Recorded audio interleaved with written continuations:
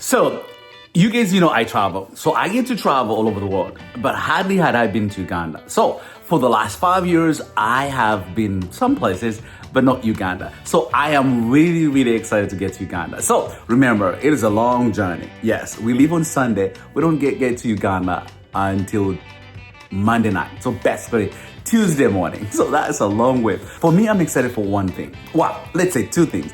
One, that Anthony gets to go to Uganda for the very first time. Number two, he gets to experience the really African, where dad comes from. I think most time I tell them stories, but they really never know, what's all that talking about. But also too, I will see my family, most of my family in Uganda. So for me, I'm anxious. When you haven't been in a place for so long, you haven't seen some of the members of the family for the last 30 years. Yes, that can be nerve-wracking. So yes, it's a long journey, but I'm really excited that I get to see my family, and I cannot wait to be in Uganda. Guess where you are? You're in Uganda.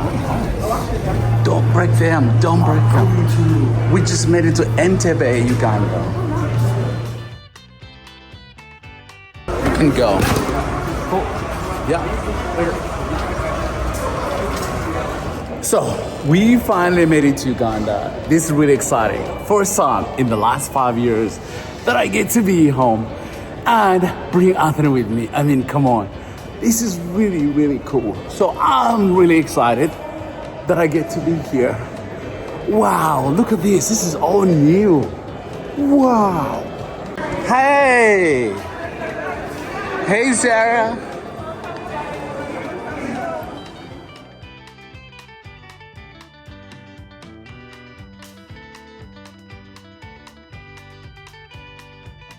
So what do you think about your room? Look at Anthony's room in Uganda. I think this might be bigger than my room. Wow. Well, this thing is huge. Look at this bed. Look, you have the remote right here to control. Is this what it's like to have a master bedroom? Yep. This is amazing. Yep. So we are at Kajansi. Anthony, can you say Kajansi? Kajansi? Yeah, we're at Kajansi International Airport. It's a small airport. National airport? No, it's a small airport. Yeah, so we're traveling to the northwest of Uganda. There's a plane. Woo! Small little airstrip. Yep. So what do you think about the weather? It's hot. It's not hot, it's just a little humid.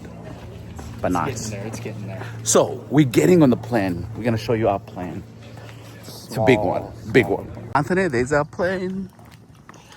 Too late to use the bathroom? Yes, it's too late. Come on. It's like 45 minutes. How long is the flight? 45 minutes. You'll be fine. Okay. You excited for the plane? Yeah. Small little plane. It's going to be cramped. Yep. There it is. It's going to be hard to stand up. Yep. Yeah, sorry, crazy. Yeah, thanks. It's kind of cool. Yeah, that, usually they like the empty space, right? So I'm assuming you'll spread out a bit, and it should be okay, as long as you don't all group to the front or back. In which case, I'll have to balance this out a little bit. But if you tend to be more motion sick, towards the front's definitely better. Okay. If you want more headroom, towards the back is better. Normally in the morning it's smooth, but man, we're in this dry season weather right now, and it's been unusually a little bit bumpy, even from the early morning. Just so let them find out. it's not a safety issue. My wife gets the same sort of thing, but I definitely sit towards the front. Yes. Refreshing is nice. No, she's got the nervous look on her face. Not my first rodeo or flight, okay? I've been with MAF this is my 21st year. I've been flying for 27. Even when the weather's bad, I tell people, we'll get somewhere safely. I don't know if it's where you want to go, but today the weather's great, okay? It's hot, it's dry season, it's going to be a little bit hazy, probably a little bit bumpy. I'm going to try and find the smoothest air I can. That's not a safety concern anyway, but you can sit back, relax, and hopefully enjoy the flight. Lord God, thank you for your love and grace in our lives and your mercies that are new each day. Thank you for these folks. Some have come a long way.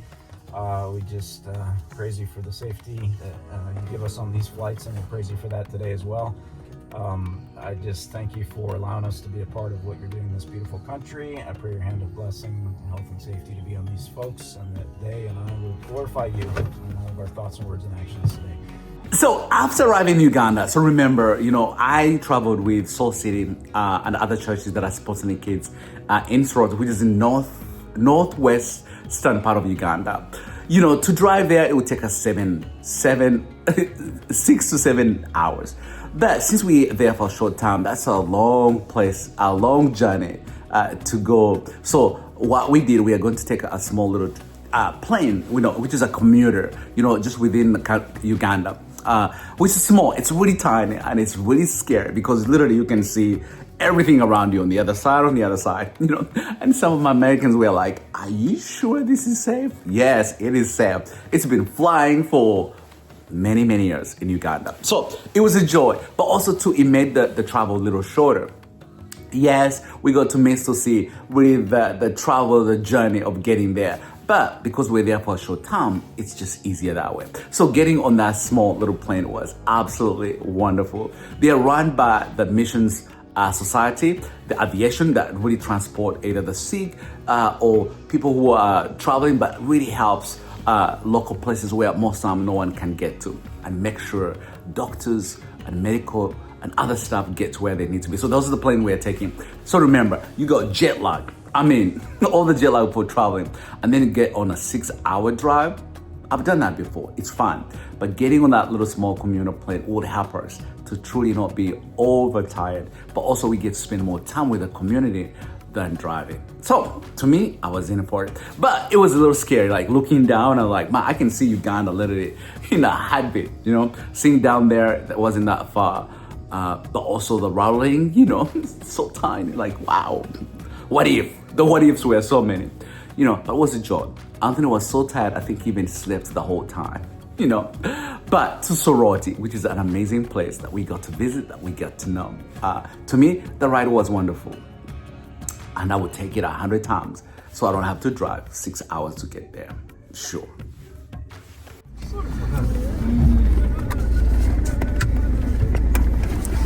This snack bank is for both of you. Oh, feel free to withdraw anytime. Okay, thank you. All you need is to smile. Snacks. That's the passcode. You smile and you get something. Yes. I like the idea. So we just got to our hotel in Soroti. It's something. And then we are going to visit the project to see the kids. And it's an hour and a half dirt road. And it's really exciting. So, and then do you know what we're gonna do there? What? Do you know what we're gonna see?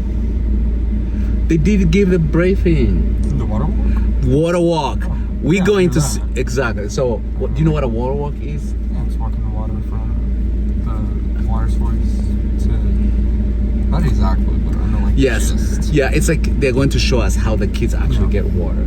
So we're gonna like live a day in a life of a kid or a family in Africa, how they get water.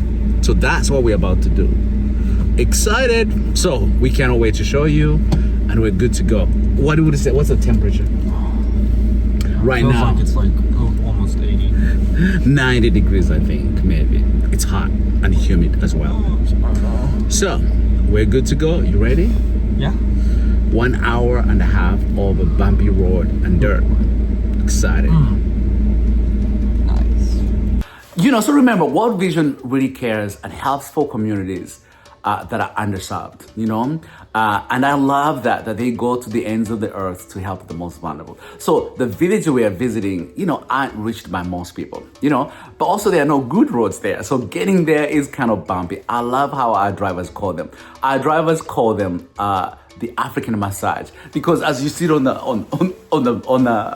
car, literally every 10 seconds, like, pothole up, go. It was fun, but also just a joy to connect, So because we couldn't all sit in one place, so it was a joy, sure. But for me, it really helps you to see the community. You get to see, yes, those road rides are long, but you get to see the community in the best way possible.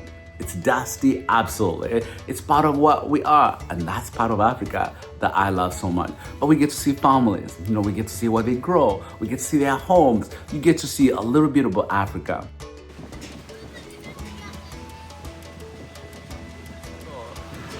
So this is the typical home. So usually that's like a family, and that's their kitchen, see? And then you see right there, that's their bathroom right there. And that's where they dry their things, So this is their main house. Yeah. So most people sit under the tree because it's cooler. It's like natural. I knew I could not take him to my village because my village is so far away. And we're in Uganda for a short time. But going to these villages was really awesome for him to really get to see. But for the Americans as well, especially Soul City that are sponsoring kids in Uganda, that I wanted to give them an opportunity to see what it feels like being an African, to see how our kids fetch water, why water in communities is important, because most kids miss school because they cannot find a way to get the clean water nearby. So by driving, we got to see kids and families digging, but also going to school and fetching water to show the difficulty sometimes our kids go through just to make it in life, There's a soap? Yeah, that's and then you pull it. Yeah. And then you pull. Oh, it's hot. Don't say Because it's been out for a while. Yeah. So it's tip Tip with your foot. of your foot. So in the absence of soap, we can use ash. Yeah, so ash is also an antibacterial that can work as good as the soap. That's so cool. Tip it up. Yeah. So the cool thing with grass thatch homes is really cool. They keep the temperature in the hot season. They keep the temperature inside really cool. It's usually cooler than a tin roof. See the tin roof right over there? That heats up and the whole house is. But this one does not. It really keeps the house cool and it's beautiful. Also, when it rains, it's not loud. When you're on that one, the roof, think about it's like, I don't know, tin roof with water falling on it. It makes a lot of noise. But this one, you don't hear anything. But here's the danger. If one of these catches fire, literally, it takes about 10 seconds and the whole thing, you can see the house is really small. The whole house gets on fire. And then here's the worst part.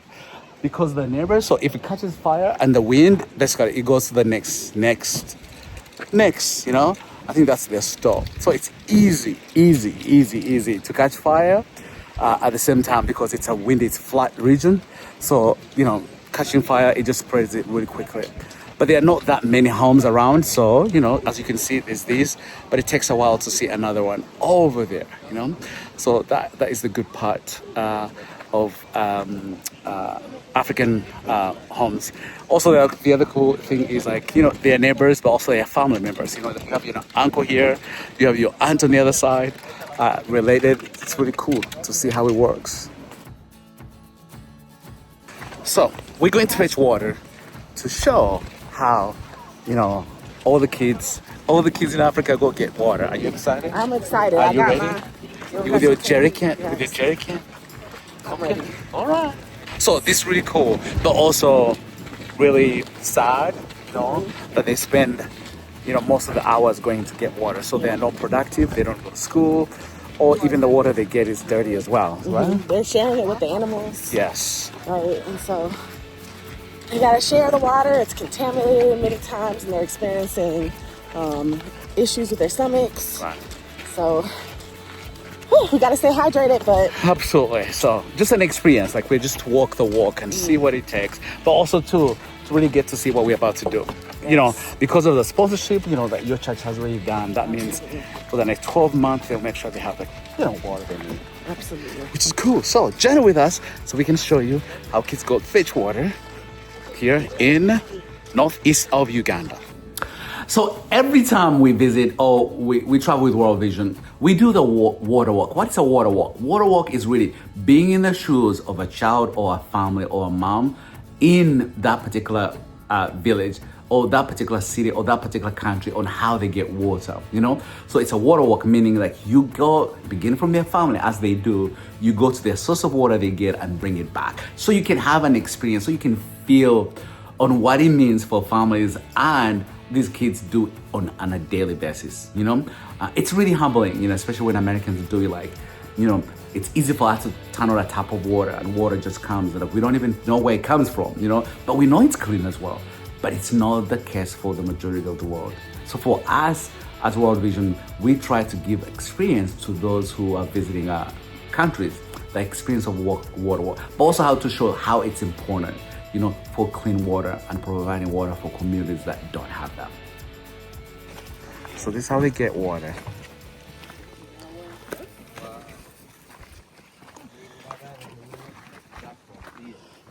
So this is our water source. I think you can see. When it is rainy season, it extends up to us. So during the rain season, the water is more dirty, isn't it? Yeah. Because water flows from the upper side.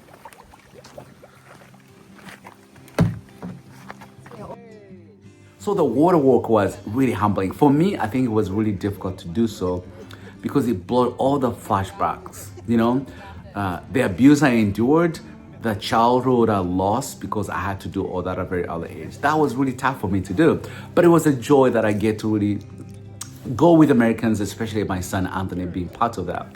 So he gets to learn and watch, you know, and he got the jerry can, those plastic jerry cans, and he walked it. And I don't think he thought, I'm not sure how much he thought it was real, you know.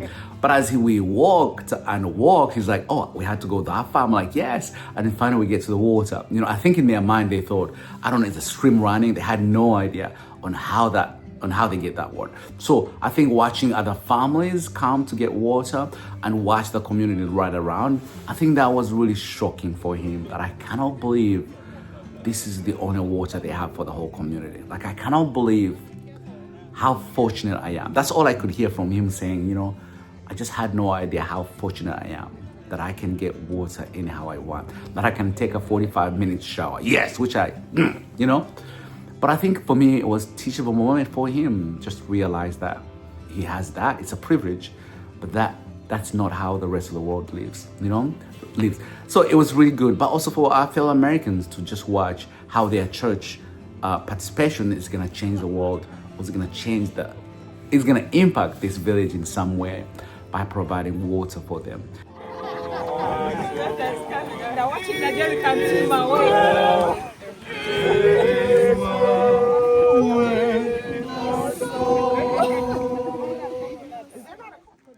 And then the second part, they had to carry that water. So Anthony carrying that water, I think really, one, he wanted to put macho. He thought this is a really cool thing to do. But along the way, he realized just how tough it is. And I think it touched him and convicted him. I love the way Kelly's carrying the water. Holding it like a baby. I gotta use my hip. That's cool. Another way of just carrying water like a baby. Anthony, no, you have to have balance. You can't take both. It has to be balance. It has to balance. Anthony, listen. Anthony, no, listen. Like, I know, but okay. You go to bed tonight and then you're like, something is wrong. Don't say I didn't tell you.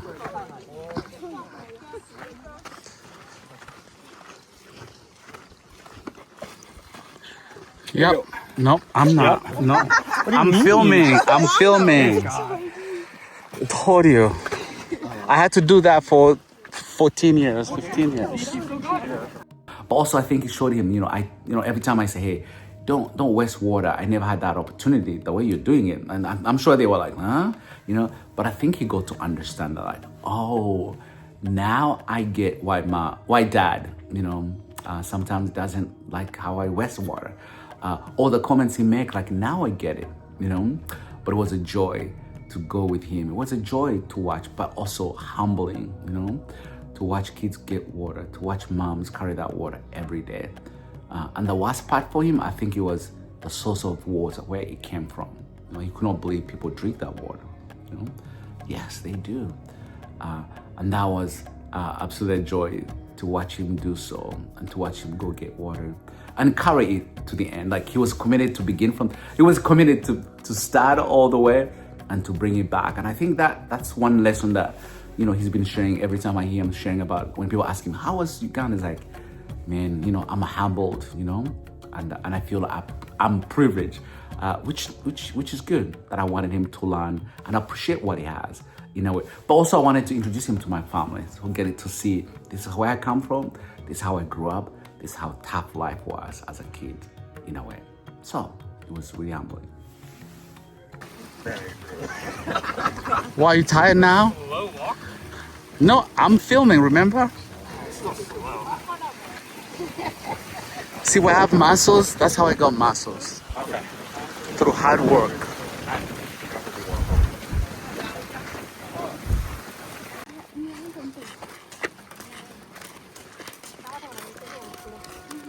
Bye. Bye.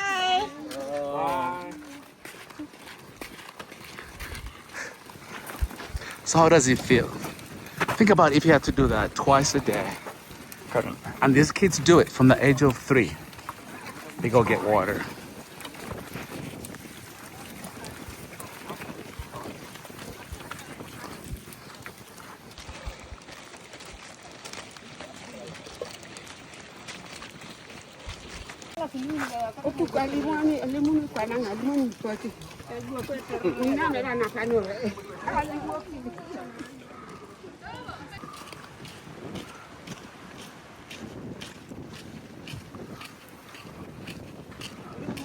Yep, almost there.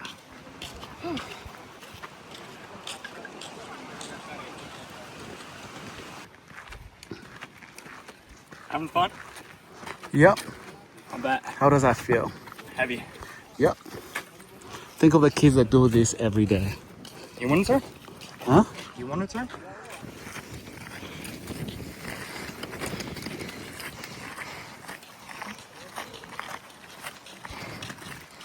How is it? Oh, feeling my muscles are coming back. My guns. Okay. Having fun? Yes. This brings all the memories of me as a little kid. Can you do it on your head, Peter? Yes, but it's not covered, so the water will spill. So, you know, you get to see the village. You got to see how far we got to walk, and you got to see, you know, the need as well. You know, it's no different than where I came from. You know, that was literally maybe why it was humbling and a joy to watch, was because that is how I grew up. That was my village. You know, I had to go fetch water 3 to 4 miles away to get water that wasn't even clean, you know? And I had to do that twice a day. Think about, you walk 3 miles one way, back, but you had to do it twice. So I didn't get to experience being a child because I had to provide for my family at a very early age, you know? I went to school late because my family could not afford school in some way, but because there were those needs that my family needed, that sometimes our contribution was more needed than me going to school. But also they didn't have that much. So for me, going back and watching, you know, that in Soroti was really humbling. You know, the only difference is I come from the mountains. So, you know, everywhere there are mountains and hill and it's green, while here it was more flat, you know, but the same roads, bumpy, dirty roads, you know, just the same as mine, you know, close-knit families, homesteads that live with each other or close to each other. That's how my family looks like, you know, how they go fetch water, how they go to school, it's all the same. You know, they use bicycles. You know, we use bicycles as well in my village. So to me, I feel at home. You know, yes, you know, the topography was the difference, but the majority is how I grew up, you know, in small huts, small homes where our families. And we also lived in nearby, that my uncle was next door or my auntie lived next, my grandparents, you know. So the same way their homesteads were built is exactly the same way my village was. So in a way, yes, I was in Uganda. Yes, we spoke different languages, you know, but as a kid, you know, it was the same lifestyle that I had as a child. And that's why it was humbling, but also why it was a joy that I get to take Anthony there, you know, that he gets to see, he gets to be part of that he gets to really see how his dad grew up. And I can't wait to take him to my own village, you know, but I think that was humbling for him to watch. Kids, you know, have a jerrycan on top of their head and walking for miles and miles away. It's great being in Uganda. It's great bringing, you know, visitors, and it's great bringing my son to really see the life of a child, the life of a mother, the life of a grandparent in Uganda, in small village in Soroti. It is a joy that they get to teach us to be kind and also the humility that sometimes we have so much, and in some way to live a life that we get to give to others as well. So this water walk was fun. I really enjoyed it, and it taught me so much, and it taught my son and our visitors how to be grateful, but also how to give so others can have a better life. So now we're getting ready and we are heading to Kampala so we can prepare for the wedding. It's really been a humbling but a joy. So now time to go to celebrate my brother's wedding and for my son to meet my family. Hi guys, my name is Anthony. This is my dad. You're supposed to say hey. Oh, And this is my dad. hey. All right. It's so Christ. My dad. Hey. I'm saying what you're saying. Just smile and wave. Okay, don't say anything. All right. This is my dad. Thank you for watching. Don't forget to like and subscribe and hit that notification bell. That way you can be notified whenever another one of our videos come out. And we love to see your comments, so make sure that you leave a comment down below of what we should do next and if we should bring back cooking with Anthony. And thank you so much for supporting us.